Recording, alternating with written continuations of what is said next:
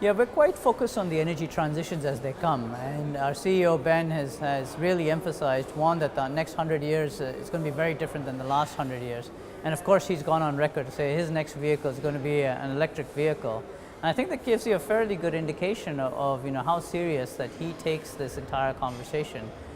He has tasked 9 countries across Shell to begin with, which are the pivotal countries, to take a look at energy transitions and specific to the countries.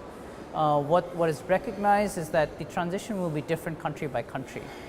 Each one will have its own sort of flavor rather than to have a uniformity across the world. I think that's quite deeply insightful to come in and say that we all have our unique characteristics and each one will have its own sort of definition as to what the energy transition will be and what it could look like.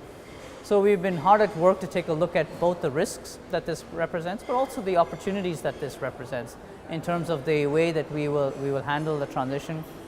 A couple of things that really come out to us is clearly we need to have a lot more collaborative platforms.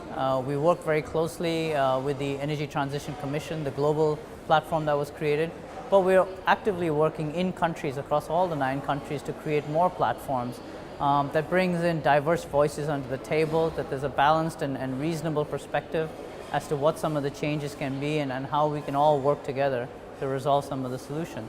So that's the collaboration piece. But the second piece, of course, is innovation.